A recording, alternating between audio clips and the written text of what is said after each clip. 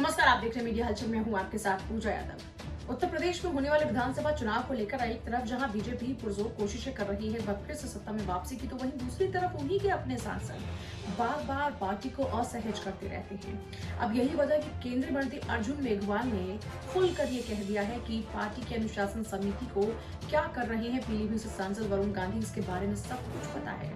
मेघवाल साहब यहीं पर नहीं रुकते हैं। केंद्रीय मंत्री जो कि ब्रज के चुनाव प्रभारी भी हैं ब्रज क्षेत्र के, वो ये कहते नजर आते हैं कि वरुण गांधी की सारी एक्टिविटीज पर अनुशासन समिति की पूरी नजर है और वरुण गांधी की अब तक की जो भी एक्टिविटीज हैं उसको लेकर जल्द ही कार्रवाई भी होगी और ये फॉर श्योर कार्रवाई होगी। दरअसल पिछले कुछ दिनों में आपने देखा होगा कि वरुण गांधी कोई भी मसला रहा हो अपनी ही पार्टी के खिलाफ जिस तरीके से मुखर होकर बोलते नजर आते हैं। हाल ही में तो उन्होंने ये तक कह दिया था कि उन्हें अपनी टिकट कटने का कोई डर नहीं है, वो जनता की बात को रखते हैं और जनता की बात को हमेशा रखते रहेंगे। विधायक और सांसदों के अंदर इतना दमखम नहीं होता है कि वो जनता के हित के लिए या जनता की बात के लिए अपने भी टिकट को संकट में डाल दे, लेकिन उनमें इतना दमखम है और किसी से डरते नहीं है। उनके खिलाफ कोई भी कार्रवाई हो उसके लिए भी तैयार है, उनको टिकट कटने का कतई डर नहीं है।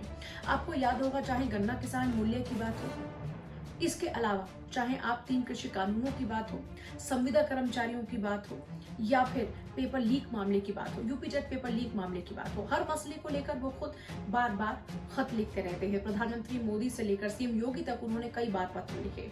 संविदा कर्मचारियों को लेकर भी उनका हाल ही में एक पत्र है जिसमें वो डिमांड उनकी पूरी करने की बात कर रहे हैं। इससे पहले कृषि कानूनों को लेकर भी सरकार को समझाया था और नसीहत दी थी। इसके अलावा गन्ना मूल्य को लेकर भी उन्होंने बात की थी। तो इससे एक बात तो स्पष्ट है कि उनकी जो तमाम एक्टिविटीज हैं वो पार्टी को असहज करती हैं, और वो भी तब जब चुनाव बिल्कुल करीब हो। चुनाव के बिल्कुल करीबियों के चलते एक तरफ जहां वरुण गांधी के हर बयान विपक्षी पार्टियों के लिए बल्ले बल्ले कर देने वाले हैं, क्योंकि विपक्षी पार्टियों के पास में अच्छा खासा मौका होगा इस बात को भुनाने का कि देखिए उनके खुद के सांसद खिलाफत कर रहे हैं उनकी तमाम हरकतों को लेकर।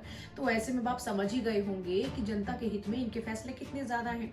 अब जब वरुण गांधी की ये तमाम पहल या उनकी तमाम कोशिशें जो कि जनता के हित में है जैसा वो दावा कर रहे हैं, ये अगर पार्टी कोई असहज करेंगी तो जाहिर सी बात है कार्रवाई तो होगी ही। और पिछले कुछ दिनों में भी हमने जब तमाम खबरें आपको वरुण गांधी से संबंधित बताई थी, उस दौरान में हमने भी आपको कहा था कि बहुत ही जल्द हो सकता है कि वरुण गांधी के खिलाफ में जल्द ही कार्रवाई हो।